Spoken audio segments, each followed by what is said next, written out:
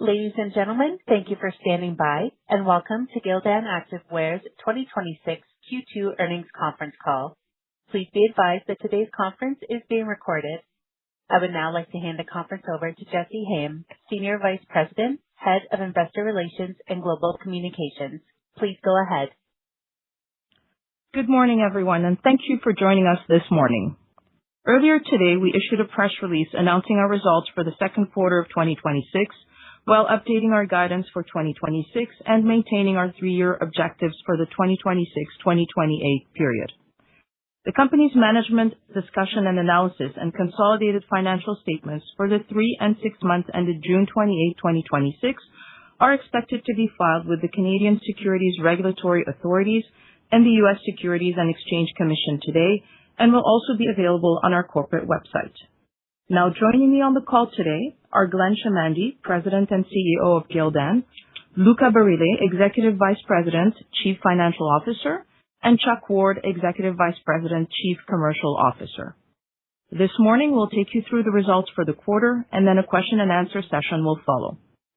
Before we begin, please take note that certain statements included in this conference call may constitute forward-looking statements which involve known and unknown risks, uncertainties, and other factors which could cause actual results to differ materially from future results expressed or implied by such forward-looking statements.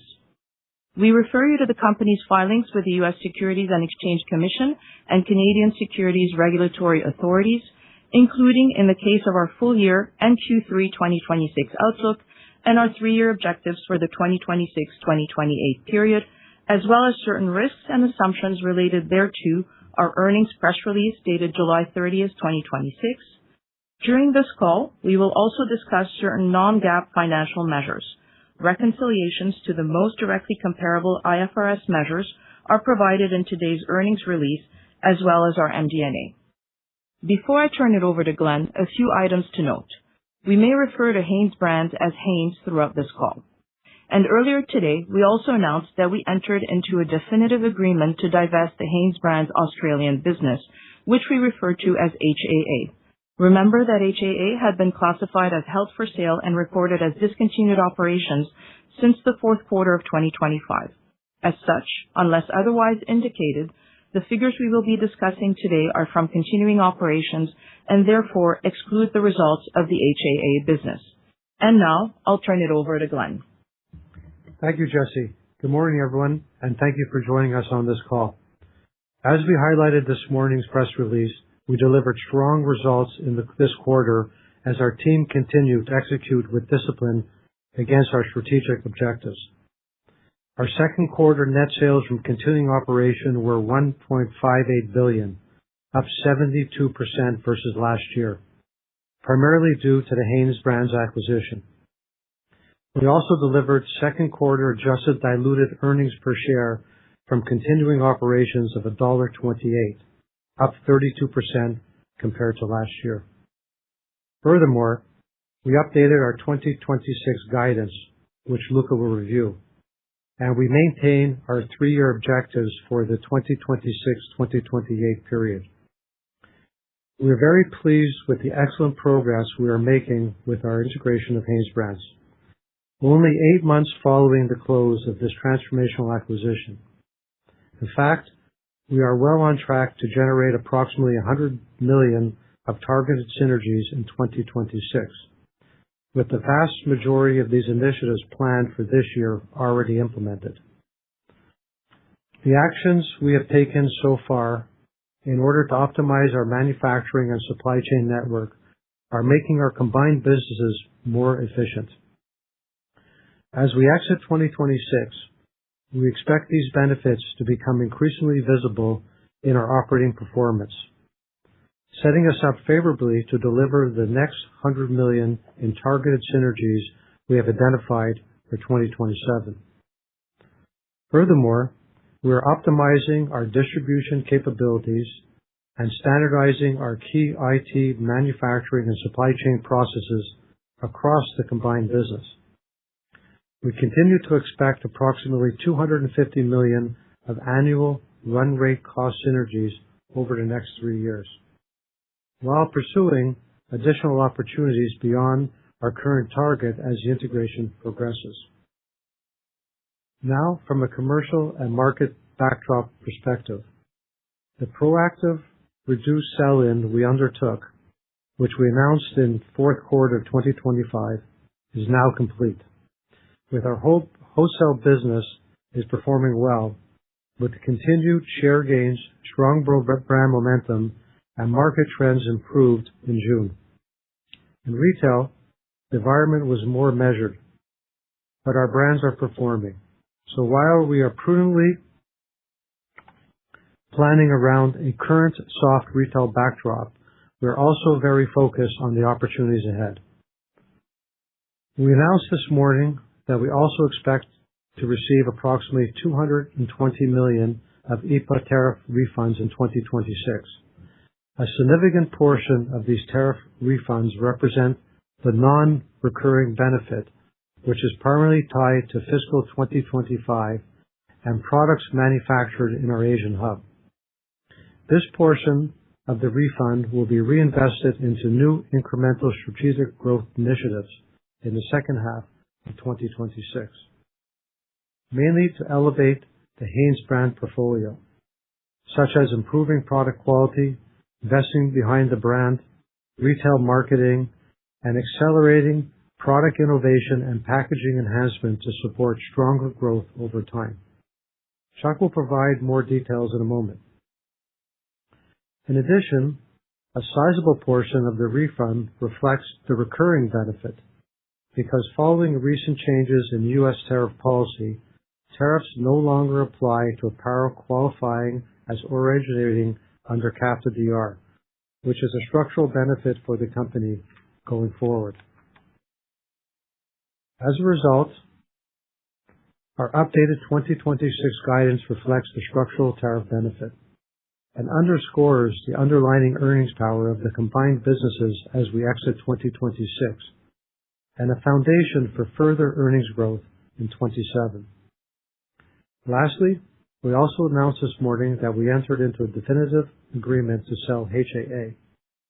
This step further reinforces our focus on significant value creation opportunities with HanesBrands, and is expected to accelerate our debt reduction towards the midpoint of our targeted leverage framework, and supports the resumption of share repurchases once this level is reached. So let me conclude by saying our focus cannot be clearer. Control what we control, execute our strategy, capture the significant opportunity ahead, drive profitable growth, and long-term shareholder value. I look forward to answering your questions after our formal remarks, and now I'll turn it over to Chuck for a commercial review. Thank you, Glenn, and good morning, everyone. Let me start by reviewing our commercial performance and then provide you with an overview of our exciting brand and marketing initiatives which are underway. Starting with wholesale. Let me be clear, the fundamentals of our business remain healthy. First, inventory across wholesale customers are in balance, both from a quality and a quantity perspective. We also saw underlying demand trends improve sequentially throughout the quarter, with further strengthening in June, which we suspect is connected to major events like FIFA World Cup, the 250th anniversary of the United States, and other tourism-related events.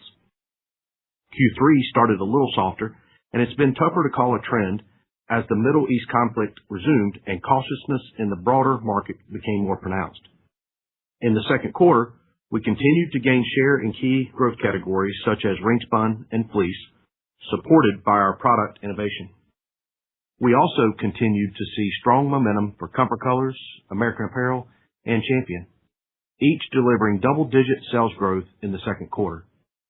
All Pro continued to gain traction following last year's launch. The Gildan Soft Style collection continued to outperform the market, and we successfully launched the Hanes Scrubs line.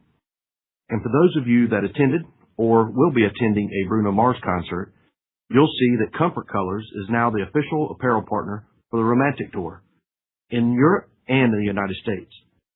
Importantly, we're also seeing favorable competitive dynamics that are creating new opportunities for us to capture additional market share.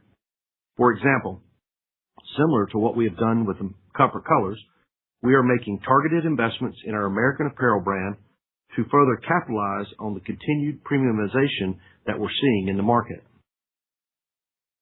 Turning to retail. During the quarter, we saw softness in the broader market and cautiousness on part of retailers managing their inventories, which resulted in lower seasonal inventory builds at certain large retail customers. Our brands performed generally well, supported by some initial introductions of product innovation, the relevance of our brand portfolio, and the quality of our customer relationships. Now let me give you an overview of some of the initiatives that we have already begun implementing to elevate and further strengthen the Hanes brand portfolio and increase consumer engagement. As Glenn mentioned, we're taking a disciplined approach to reinvesting a portion of the tariff refunds into initiatives that support long-term growth, like brand building, retail marketing programs, and accelerating product innovation and packaging enhancements. So, for the Hanes brand, we are focusing on investments to strengthen brand relevance, increase consumer engagement, and support the innovation that we're introducing in key categories.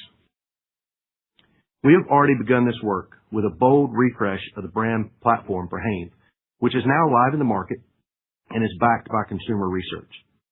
Our objective is to modernize how Hanes shows up with consumers, while staying true to its heritage of trusted comfort, quality, and everyday value.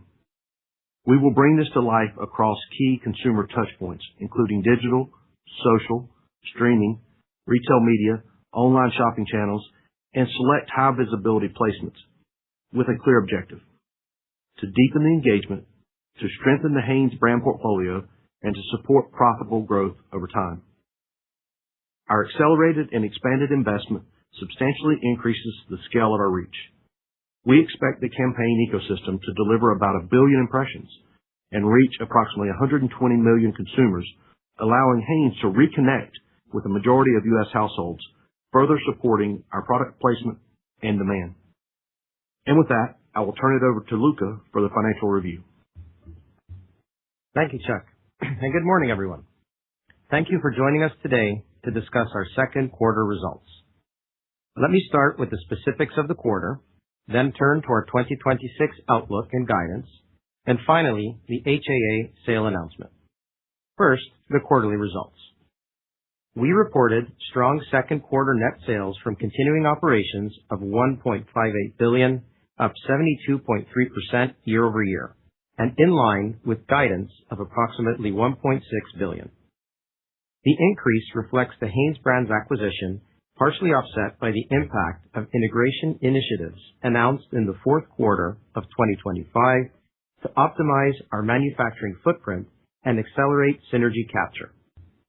Compared with pro forma net sales from continuing operations of $1.72 billion, the year-over-year decline was due to lower volumes stemming from a continuation of our proactive inventory reduction across customer channels as we integrate Hanes brands, which temporarily reduced sell-in as previously communicated, as well as the non-recurrence of some pre-buying in the second quarter of 2025 ahead of pricing actions, primarily in retail. Now looking at wholesale, net sales were $769 million compared to $781 million in the prior year, down 1.5% and down 5.8% compared to pro forma net sales from continuing operations for wholesale. The decline was mainly due to the proactive inventory reduction across our combined customer channels, partially offset by pricing initiatives. As for retail, net sales were $813 million compared to $137 million in the prior year, primarily reflecting the acquisition of Hanes brands. Compared to pro forma net sales from continuing operations of $901 million, the decline was due to cautious retailer inventory management in response to softer consumer demand and softness in the broader market, partially offset by pricing actions. As Chuck mentioned earlier, retail sales were also impacted by lower seasonal inventory builds at certain large retail customers, reflecting their tempered optimism in the current soft broader environment, as well as the non-recurrence of some pre-buying activity in the second quarter of 2025 ahead of pricing actions. Finally, to a lesser extent, retail sales were also affected by the lower sell-in previously detailed. Shifting to margins, we generated gross profit of $460 million, or 29.1% of net sales, versus $289 million, or 31.5% of net sales in the same period last year. Adjusting for an inventory fair value step-up cost of $86 million recorded as part of the HanesBrands acquisition, adjusted gross profit was $545 million, or 34.5% of net sales, compared to 31.5% in the prior year. The 300 basis point improvement mainly reflects the favorable contribution from HanesBrands, lower raw material costs, and to a lesser extent, pricing initiatives to partially offset the impact from tariffs, which continue to impact gross margins, notwithstanding an approximate $25 million benefit recorded in the quarter from a Phase 1 tariff refund under U.S. Customs and Border Protection's refund process. SG&A expenses were $194 million compared to $82 million in the prior year. Adjusted SG&A expenses were $193 million, or 12.2% of net sales, compared to $81 million, or 8.8% of net sales for the same period last year. The increase in adjusted SG&A in the quarter reflects the acquisition of HanesBrands, including the impact of higher amortization of intangible assets and depreciation of property, plant, and equipment resulting from the fair value purchase accounting impacts of the acquisition. This was partially offset by synergies realized from the HanesBrands integration process and a subsidy recorded as part of the HanesBrands integration plan under the Barbados Economic Diversification and Growth Fund, which was retroactive to 2025. As we bring all these elements together, and adjusting for restructuring and acquisition-related costs and the inventory fair value step-up cost as part of the HanesBrands acquisition, adjusted operating income was $352 million, up $144 million year-over-year. Adjusted operating margin was 22.3% of net sales, down 40 basis points versus last year, but 260 basis points ahead of guidance of approximately 19.7%. The year-over-year decrease in adjusted operating margin reflects HanesBrands' lower operating margins due to historically higher levels of SG&A relative to Gildan, and a net headwind from IEEPA tariffs, inclusive of tariff refunds, partially offset by a favorable contribution from the aforementioned Barbados Fund subsidy, lower raw material costs, and pricing initiatives implemented to partially offset the impact from tariffs. Net financial expenses were $69 million, up $37 million year-over-year, primarily due to higher borrowing levels related to the HanesBrands acquisition.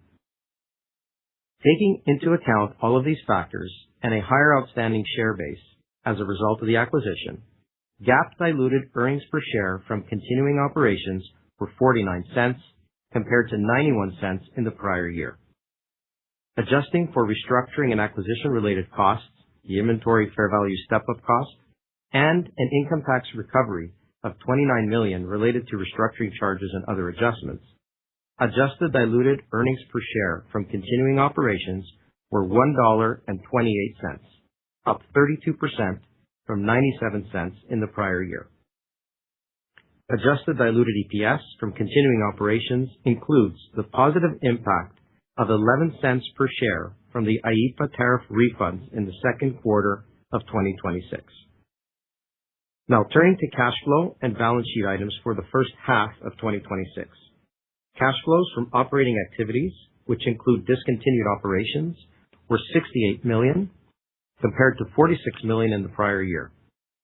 After accounting for capital expenditures totaling $51 million, the company generated approximately $17 million of free cash flow, with $326 million recorded in the second quarter.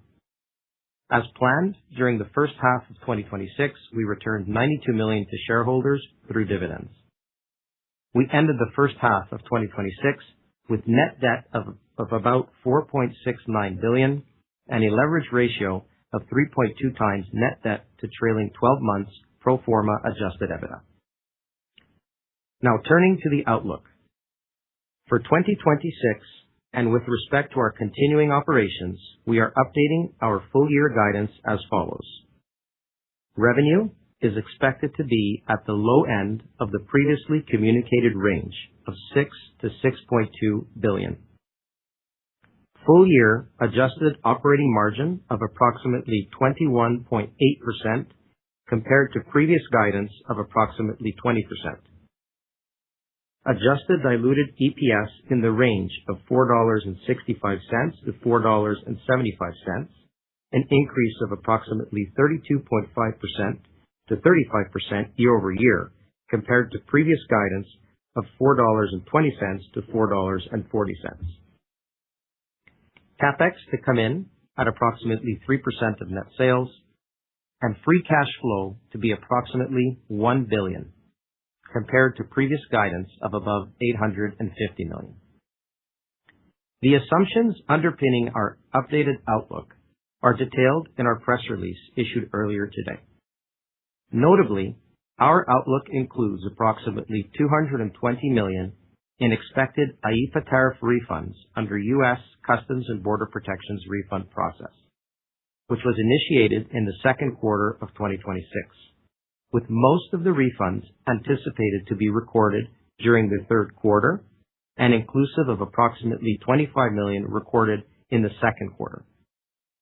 Importantly, our outlook also assumes that a significant portion of these tariff refunds, which is equivalent to the non-recurring refund benefit recorded in 2026, will be reinvested in 2026 into the strategic growth initiatives which Chuck detailed earlier.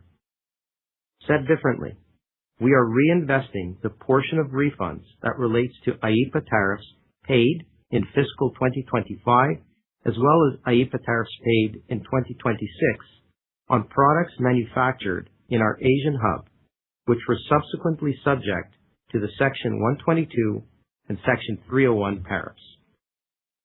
Whereas we have reflected in our 2026 guidance the positive impact of the refunds tied to the recurring structural benefit for apparel qualifying as originating under CAFTA-DR being tariff-free.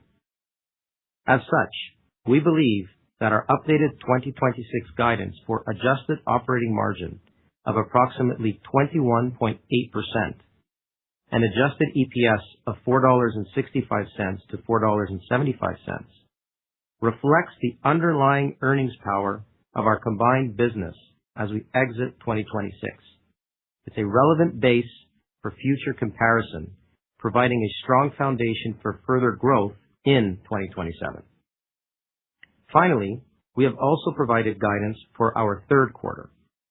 Net sales from continuing operations are expected to be approximately $1.65 billion, with both wholesale and retail returning to growth as compared with pro forma net sales from continuing operations in the prior year.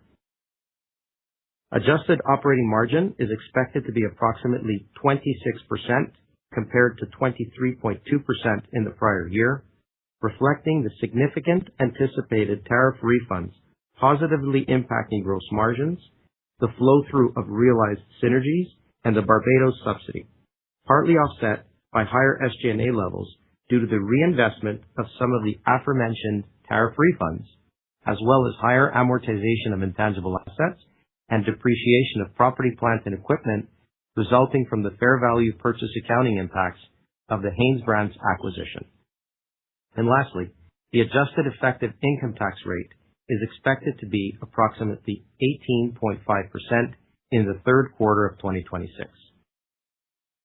Finally, earlier today, we also announced that we entered into a definitive agreement to divest the HanesBrands Australia business, which we refer to as HAA, to BD Fit Investments for an enterprise valuation of approximately 700 million Australian dollars or approximately $490 million US at current exchange rates, subject to customary adjustments. Remember that we had communicated our intention to pursue a sale of HAA and announced the launch of a formal sale process in the fourth quarter 2025 earnings release. at which time the business was classified as held for sale and reported as discontinued operations. The transaction is expected to close in the second half of 2026, subject to the receipt of required regulatory approvals and customary closing conditions. Proceeds from the transaction will be used to pay down a portion of outstanding debt, accelerating our return to the midpoint of our target leverage framework of 1.5 to 2.5 times net debt to trailing 12 months pro forma adjusted EBITDA. As we previously communicated, we expect to renew our NCIB program when the net debt ratio approximates the midpoint of our target leverage framework. In summary, we delivered strong second quarter results, generated strong free cash flow, and continued to advance the HanesBrands integration with discipline. While the broader operating environment remains dynamic, we remain focused on what we can control, delivering product innovation, maintaining strong customer partnerships, executing with agility, improving operational efficiency, and driving profitable growth. Our updated guidance reflects the structural benefits in the business, the strength of our cash generation, which is underpinned by our continued focus on working capital management and our confidence in the combined company's earnings power. Thank you. And now I'll turn it over to Jessie. Thank you, Luca. This concludes our prepared remarks, and now we'll begin taking your questions. Before moving to the Q&A session, I'd like to remind you to limit your questions to 2, and we'll circle back for a second round if time permits. Operator, you may begin the Q&A session, please. Thank you. If you would like to ask a question, please press star 1 on your telephone keypad. If you would like to withdraw your question, simply press star 1 again. Please ensure that your phone is not on mute when called upon. Thank you. Your first question comes from Jay Sole with UBS. Your line is open. Great. Thank you so much. My first question is about the guidance raise. So, nice guidance raise. Now it looks like that the growth in earnings this year will be in the mid-30s range versus before. If we look back at the previous 3-year guidance, which is based on the midpoint of the fiscal 25 guidance and where fiscal 25 ended, it was only going to be up in the low 20s. Do you feel like the new guidance is sort of like at the same time, you're reiterating your 3-year outlook for low 20s, adjusted diluted EPS CAGR in the low 20% range. The question is this guidance raise for this year sort of a pull forward of earnings out of future years? Or, when you say that the company can grow off of this year's base, do you still feel like you can grow at that low 20% range off of, say, somewhere between 465 and 475 in earnings? That's my first question. Hopefully that made sense. My second question is, can you talk about your balance sheet a little bit, specifically accounts receivables and days sales outstanding? I guess there's been some talk that if you look at your accounts receivables and also maybe some factory receivables that are off balance sheet, it looks like days sales outstanding are a little bit on the high side.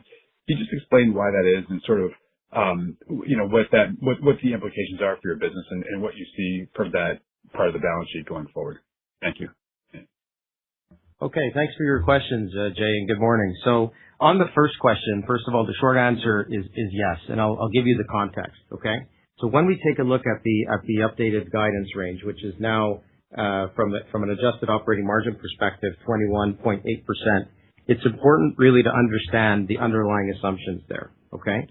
So we start off with our IEEPA tariff refunds. We expect to receive $220 million of IEEPA tariff refunds, okay? $25 million has already been recorded in our Q2 results, and we expect most of the remainder to be recorded in Q3, okay? There's a significant portion of those refunds, about half, that represents a non-recurring benefit, right? And that's tied to tariffs that were paid in 2025, as well as tariffs emanating from our Asian hub. And that's important because the product and manufacturing out of the Asian hub, after the IEEPA tariffs were deemed illegal, were subject to tariffs under Section 122 and are currently subject to tariffs under the Section 301. So that's representing a non-recurring benefit. Now we're taking that non-recurring benefit and we're reinvesting that in 2026 into 3 main buckets. The first is retail marketing and advertising campaigns. The second is retail promotions and demand generation initiatives. And the third is accelerating the product innovation and packaging enhancements. And that's going to have the effect of really strengthening brand relevance and creating momentum as new products hit the market. So now the remaining half of the refunds, right, it really represents a structural benefit. And this is really important because right now in our CAFTA DR region, we are not paying tariffs on apparel qualified goods that we bring into the commerce of the U.S. And that's really what informs our guide. So when you take a look at the adjusted operating margin of 21.8%, it's really representative of the earnings potential and margin strength of the combined go-forward business. It reflects that underlying power of the combined business, and it is a foundation for future growth in 2027 and beyond. So that you have to think about is really as the new base. And remember, in this year, we already had $100 million of synergies penciled in, and we have the next $100 million of synergies in 2027. So that really informs the base for 2027. So again, the short answer is yes, and I wanted to make sure you had the right context. Now, on your second question regarding the balance sheet. So, well, first, with respect to the balance sheet, I want to reiterate that we're confident, one, that our current disclosure is accurate and comprehensive with respect both to our financial information and our governance practices. Okay. Second, we look at our DSOs, receivable quality, channel health, including sell-through, which we monitor closely on an ongoing basis. So as opportunities emerged for us to gain market share, we launched and expanded several brands. We entered new product categories and supported our customers as they transitioned business to us. So whenever you launch brands, build distribution, or penetrate new channels, working capital requirements generally increase. The distributors need inventory as they get behind new products, brands. Programs take time to mature, and those dynamics can impact both receivables and DSOs. Now, while DSOs have increased, we've supported customer demand and gained share in a softer market during a period of significant industry disruption. Okay, so our growth in wholesale continues to be driven by market share gains, customer adoption of new product categories, and brands such as Comfort Colors, All Pro, and Champion. Okay, so from our perspective, the key takeaway is that our working capital trends reflect strategic growth initiatives in a period of industry consolidation rather than any deterioration in the underlying health of the channel. We've guided to our free cash flow to now come in at approximately $1 billion for 2026, and that's supported by our working capital coming down to lesser than 30% of net sales by the end of Q4. Now, for further clarity, our targeted working capital level focuses on the core elements of working capital, such as AR and inventory. It excludes the benefit of the current portion of long-term debt, net of cash and cash equivalents. Okay, so now if you peel back the onion on AR, we had an increase in net AR for the quarter. That was primarily due to the impact of higher sales in Q2 compared to Q4 25 and Q1 26. The increase was partially offset by reductions in both net and gross DSOs during the quarter, which sequentially improved versus Q4 25 and Q1 26 as expected. So look, as planned, our sale of trade AR to financial institutions under our receivables purchase agreements, that remained at relatively consistent levels versus Q4 and Q1 26 as a percentage of gross receivables. And we expect gross and net DSOs to further decline as we move towards achieving our target of ending the year with working capital as a percentage of sales below 30%. And also with respect to inventories, our inventory position and valuation remain in line with expectations and is expected to come down further as we progress throughout the end of the year. And additionally, inventories across our customer base remain in balance both from a quality and quantity perspective. So our continued focus on working capital management is a key pillar underpinning our guidance of generating $1 billion of free cash flow in 2026. Got it. Lucas, thank you so much. That was great. Your next question comes from Brian Morrison with TD Cowen. Your line is open. Yeah, thanks very much. I'm probably going to go down the same line here, but I appreciate all the color you just gave, Luca. And I understand the 460 to 470 EPS is a base to grow from, but I am getting lots of incomings on this IEPA that you just addressed. So am I correct that of that $220 million about half of that, or $110 million, is the structural benefit that you put in guidance, and it represents all of the 180 basis point increase. Or maybe what you could do is, are there other drivers in there? Because if it's all from the 180 basis points, I would expect some of that to be offset from reinvestment in SG&A. Just maybe walk through a bridge of that 180 basis points, please. Yeah. Thank you, Brian. So what we have, again, underpinning our guidance is we're receiving $220 million of IEEPA tariff refunds, right? Now, half of that, so call it, half of that is around 110. That is being reinvested in the business in the initiatives that Chuck had outlined earlier today. So that full receipt of the 220 plus the reinvestment of the non-structural portion of that benefit is included in our guide, but there's also the structural benefit going forward. And the way to think really about the structural benefit, if you really think about the P&L, is that tariffs that were incurred that are flowing through the P&L in 2026 are now offset with the structural benefit. So that has the implication of bringing the adjusted operating margin to 21.8% for the year. And that's why that is the base that we will move off of as we grow into 2027. That's why we're calling it a structural benefit. And as we move forward throughout the remainder of this year, let's say the 110 million or the half of the 220 is going to be reinvested in the three buckets that I mentioned, which are the retail marketing and advertising campaigns, the retail promotional activity, and accelerating the product innovation and packaging enhancements. So 21.8% is the base. I get it. I understand. Thank you. And then my second question is, when I take a look at the go forward, the reiteration of 2028, should I simply assume that we have $150 million of synergies in 27 and 28? That's about another 200 basis points. So when I look out at 2028, that a 24% operating margin is reasonable, or should we think that there should be some reinvestment offsetting that? No. So again, the base of 26 is the base as you think about the 3-year guide. We're not going to give specifics exactly on the 3-year guide. The way you're thinking of the synergies as additive is exactly right. If you remember, we called out at least 250 million of synergies, 126, 127, and 50 in 2028. But we're also actively pursuing potential other opportunities, to increase that number. So you're thinking of it correctly. That's very helpful. Thank you. Welcome. Your next question comes from Paul Lejuez with Citi. Your line is open. Hey everyone, this is Brandon Cheatham on for Paul. I wanted to dig in on SG&A in the second quarter.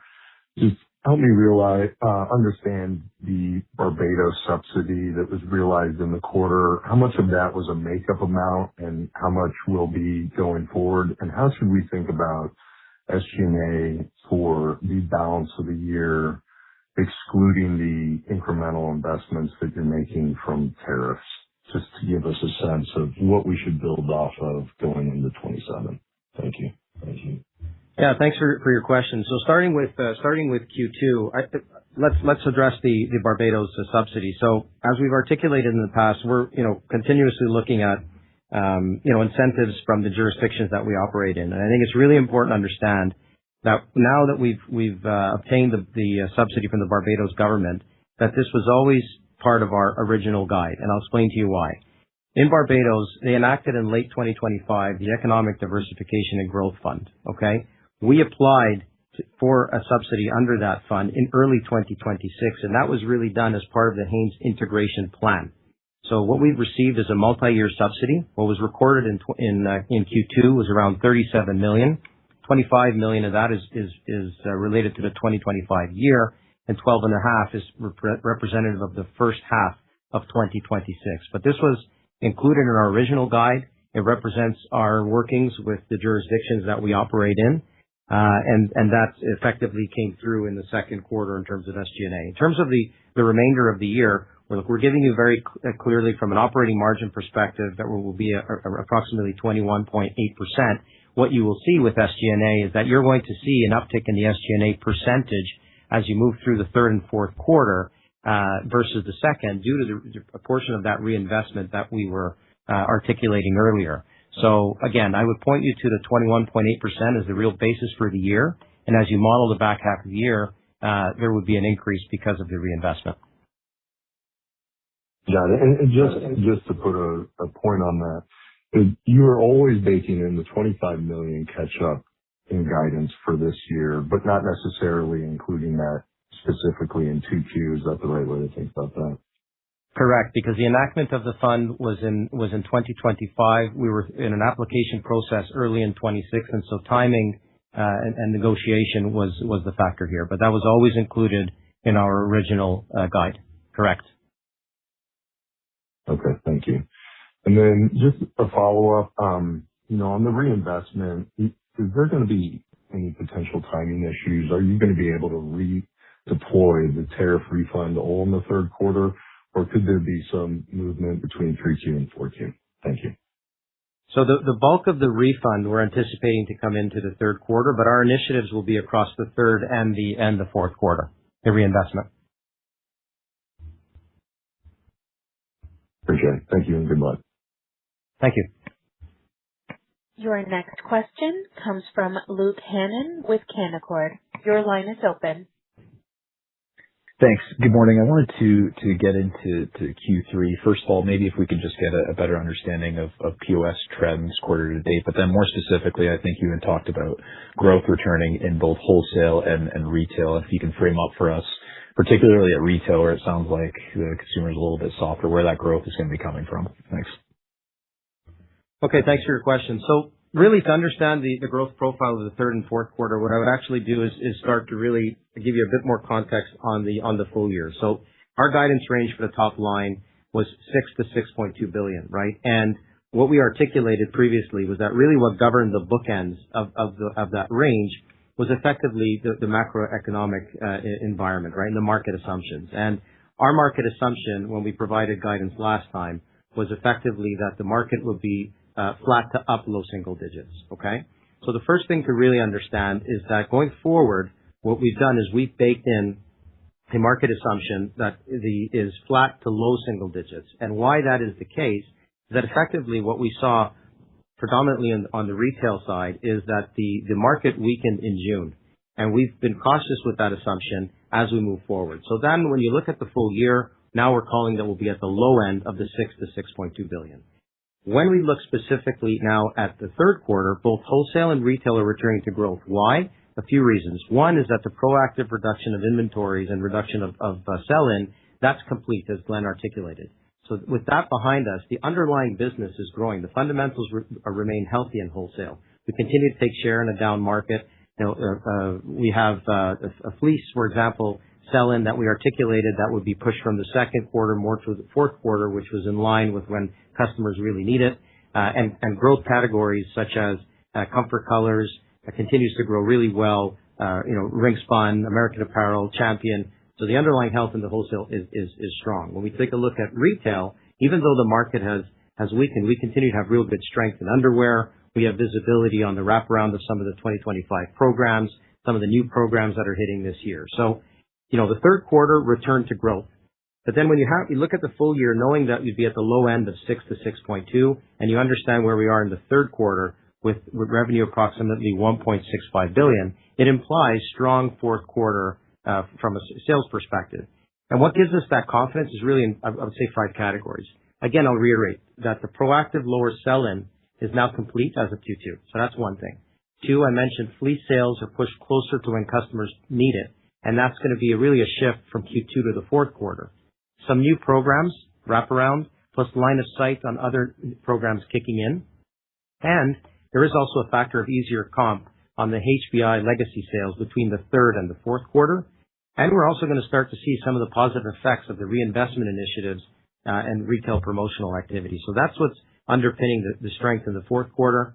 Third quarter, you're already going to see return to growth for wholesale and retail, approximately 1.65 billion. Okay, thanks for that. And then I also wanted to follow up. You talked about the net tariff headwind, so you did get some refunds during the quarter, but tariffs were still net a headwind for you during Q2. When does the inventory that you have on hand now, when does the embedded, tariff headwind on that dissipate? And then also, can you just confirm any product now that's coming from Bangladesh, I believe anything that's made predominantly with U.S. cotton after September, it should be coming in tariff-free. Can you confirm that that's, as of right now, it's not included in guidance? No. So I'll do a small clarification on that point. Is that product coming out of Bangladesh under the 301s is subject to tariff of 10%. Product coming out of Vietnam is under the 301 subject to 12.5%. And that's actually specifically why the product coming out of our Asian hub is not a structural benefit. And those refunds are really a one-time refund or non-recurring, if you will. And that's the portion that we're reinvesting. The portion that's a structural benefit is anything coming out of the CAFTA DR region. Okay. So to the portion, the earlier point that you made in terms of how this is going to flow in, the majority of the refunds and tariffs really are going to come through the third quarter. The fourth quarter, you will see an operating margin that's still going to be higher than what we're calling for the year, but is more akin to a run rate. And then you really have the 21.8% for the full year, which is the real foundation for moving into 2027. So that's why you'll see the third quarter adjusted operating margin of approximately 26%. There's a little bit of timing there. Got it. Thanks. Yeah, no worries. Your next question comes from Martin Landry with Stifel. Your line is open.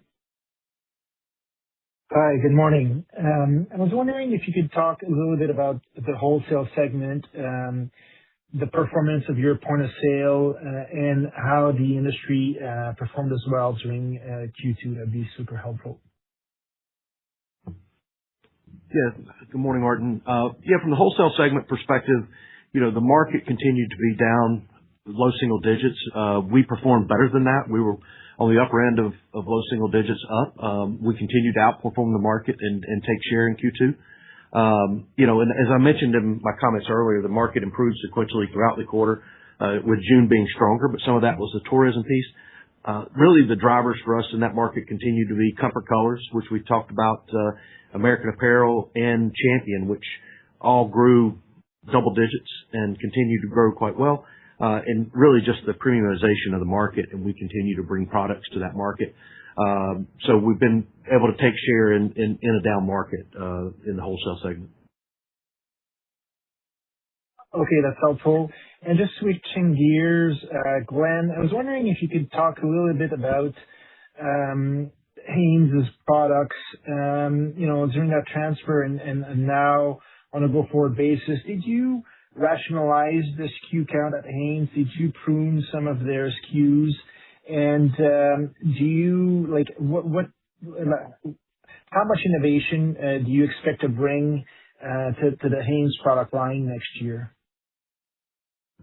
Well, that's if you look at let's just start off with the whole acquisition of Hanes. I think maybe as a starting point, I think is as we projected in the beginning of the year in terms of and what we communicated from looking at how we were going to integrate their processes and their facilities and really Gildanize the Hanes product line with innovation was all part of allowing us to first of all start off by getting all the synergies.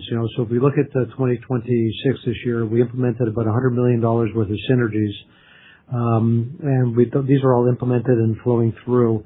And with the actions we've taken in the manufacturing side of it, really the consolidation allows us basically not only to really obtain the synergies required to support and give us good visibility on those synergies as we move into 2027, but really gives us the ability to innovate the product line. So we didn't only generate these synergies, but we really revamped completely the way the products are going to be sold as we move into 2027. And that's one of the things that we're going to articulate when we go to our investor conference that we're putting together in December, which we'll communicate the date, I guess, shortly. So we're not just looking at one particular category. We're looking at all the categories, the packaging, the products that we're producing. So we not only were able to get the synergies we talked about with this synergy is that we're putting much more value in the products that we're going to be offering to consumers as we go forward. So we're really excited. And, we've got, the whole objective with, re-spending the non-recurring portion of the tariff is actually going to be the catalyst really for launching this as we move forward. So we're coming out not only with a great, advertising and marketing plan, which you'll see very visible as we move through the fall, but we're also going to be, making sure that we move out a lot of the older packaging and products from retail, which is supporting, revenue growth in the back half of the year. And at the same time, making sure that we have a clear cutoff that as we move into the spring 2027, we've got a new look and image for the Hanes brand in retail with consumers as we go forward. So we're really excited about, where we are today. Again, we're moving forward. I think one of the things that we called out is the sale of the HAA, which is really now going to allow us to continue to focus on really the growth drivers as we get this behind us. And, the combination of HAA and, our increased guidance of over $1 billion of free cash flow, that's really going to bring us back to the midpoint of our debt leverage, and to give us ability to, start buying back stock once we conclude on that sale and we move into the balance of this year. And, Luca really called out, not only have we invested in the innovation, the packaging, et cetera, but we've also, have restructurally, benefited from higher margins as we exit this year, which is a real structural underlining strength of our company and what we've been able to do through this integration and the consolidation.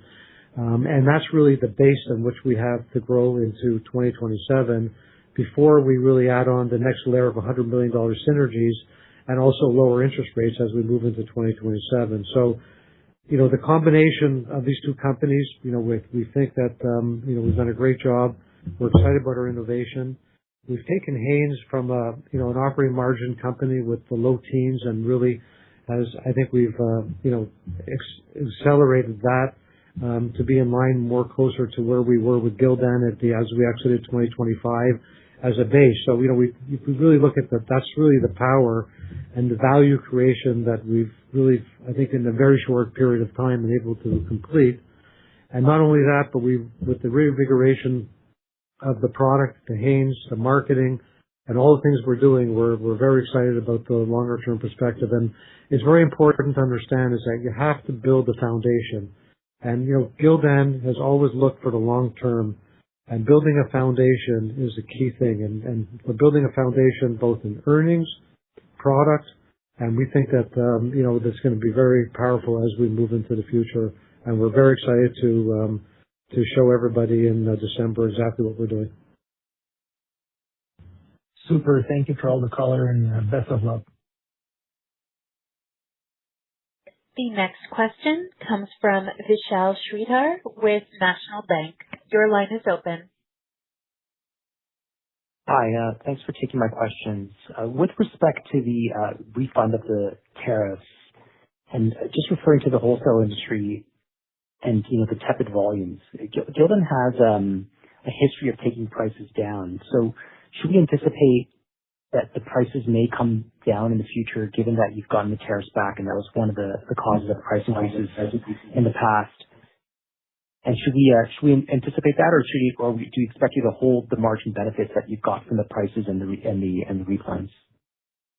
I would say to you, first of all, as a company, we didn't take price up all the way to cover all the tariff benefit, or the cost of tariffs. So that's number one. Secondly, there's lots of inflation. You can see today, obviously raw materials have gone up. You can see the price of cotton. Energy has gone up. Labor is going up.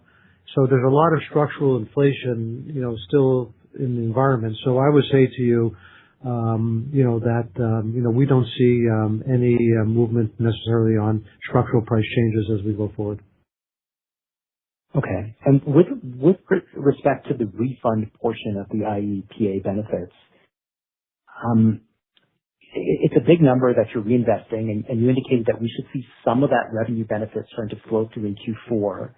And how should we think about the residual benefit flowing into the other years and the potential benefit from that, just given the return on I'm trying to think about a return on investment of that large number of additional marketing and initiatives that you're putting into the product.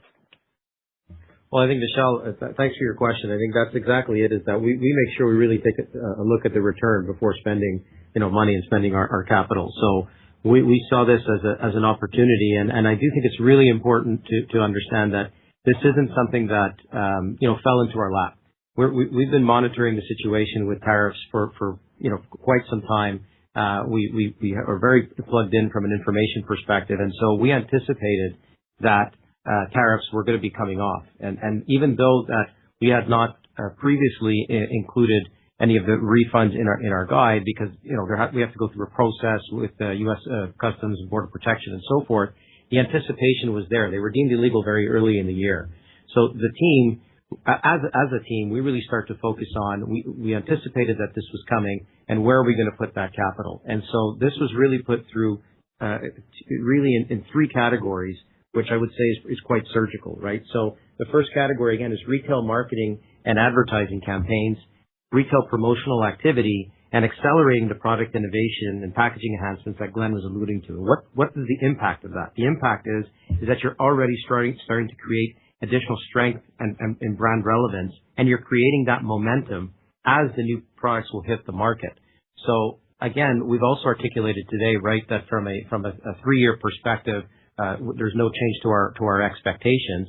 And knowing where we are today and the guidance that we're giving for 26, it implies that there's strength moving forward. And this is just part of that strategy in order to make sure that these investments bear fruit as we are moving into 27 and 28. I hope that helps. Thank you. Your next question comes from Stephen MacLeod with BMO Capital Markets. Your line is open. Thank you. Good morning, everyone. I just wanted to just get a bit of a sense on how you see the back half free cash flow generation evolving to get to your $1 billion target.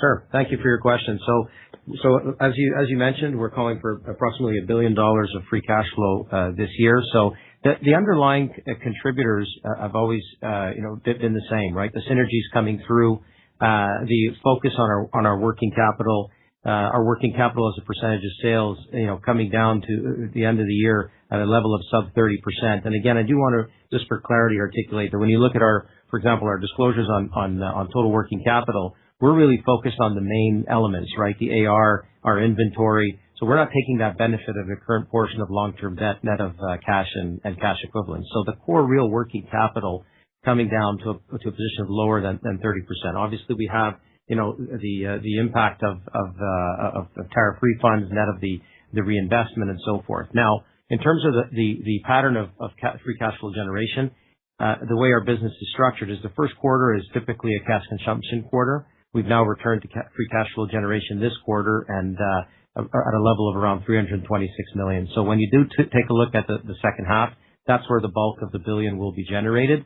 There could be some noise between the third and the fourth quarter. We do expect the majority of the refunds to come in the third quarter, and that's the way I think you have to think about it. But it's really underpinned by the business fundamentals and our real focus on working capital management.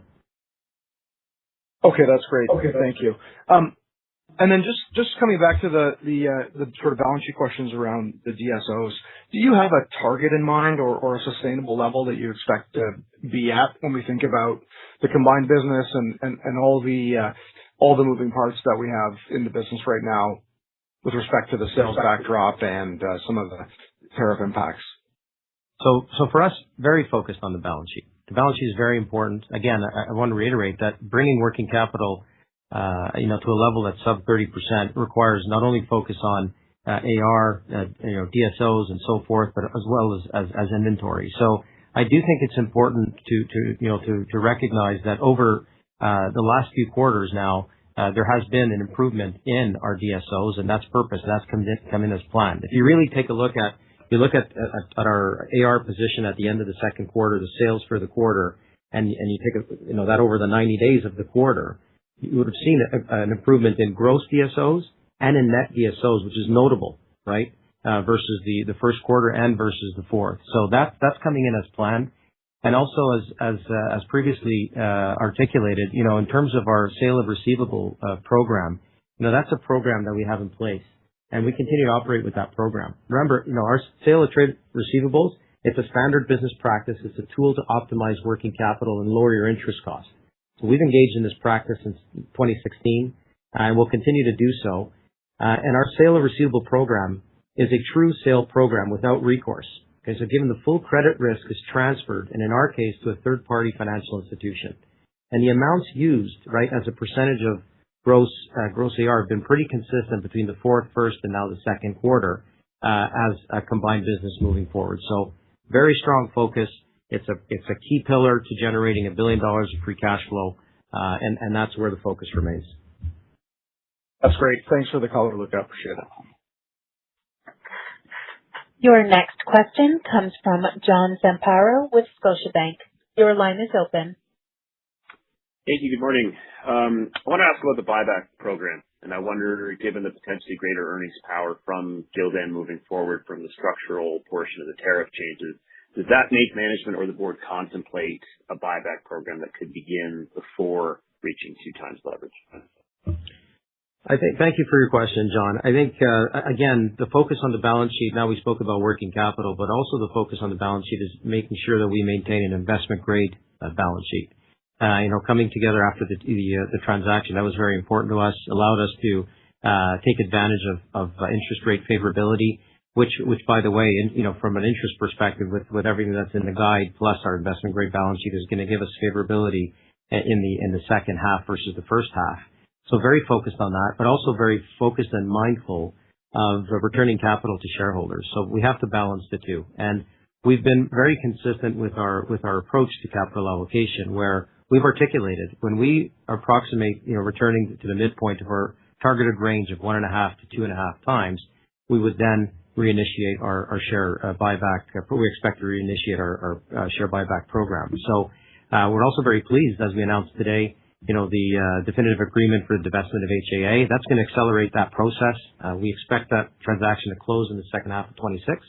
And so that's where we should be in a position to make those decisions and be at the midpoint of our leverage range by, at some point in the second half of this year.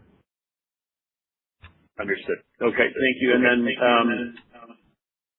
on a POS basis, I think the press release referenced Comfort Colors, American Apparel, and Champion is growing double digits. When we think about consolidated sales growth at the POS level being lower, what are the largest categories or brands that are maybe moving the other way?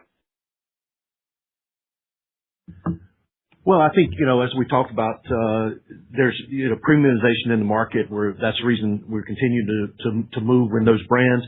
I also mentioned in my comments, we're seeing our ring spun category, our soft style move well as well. And then, so they're performing above market. Again, on lower volumes, you got to remember the base of those is lower volume. So yes, they're up double digit. But I think our basics business is performing well too, and better, slightly better than market. But again, we pulled up to the upper end of lower single digits by the double digit growth in Comfort Colors, American Apparel, and Champion. Okay, I'll pass it on. Thank you very much. Your next question comes from Chris Lee with Desjardins. Your line is open. Good morning, everyone. Thanks so much for the comments so far. Very helpful. Maybe just one follow-up for me. Just in terms of the retail softness that you guys are seeing, I'm just wondering, is it more kind of broad-based, or is it skewed towards more products that are a bit more economically sensitive, like the intimates business? Thank you. Yeah, thank you for your question, Chris. So the answer is that it's more broad-based. What we did see is we saw sort of a turn of the broader market towards softness in June. And so that's why what we did from a guidance perspective, from a forecast perspective, is that we've changed our market assumption from flat to up low single digit for the year to flat to low single digit for the year. So that's really what informs being at the low end of the 6 to 6.2 billion, and really it's really more pronounced in retail, and it was in the month of June. In wholesale, actually, things really were on the up and up in June. Based on the elements that Chuck had referred to earlier, such as the FIFA World Cup and the increase in tourism and so forth. On the wholesale side, in July, it's harder to call a trend. It's come down a little bit, but still performing well. So that's really the way you should think about the broader market and the two markets for wholesale and retail. Thank you very much, and all the best. Thank you. Your next question comes from Rylan Conrad with RBC Capital Markets. Your line is open. Yeah, thanks very much. Good morning. Just on 2026 guidance, with it being a 53-week fiscal year, could you just speak to what's embedded in your guide with respect to, the expected incremental benefit or impact of that extra week, both for sales or EPS?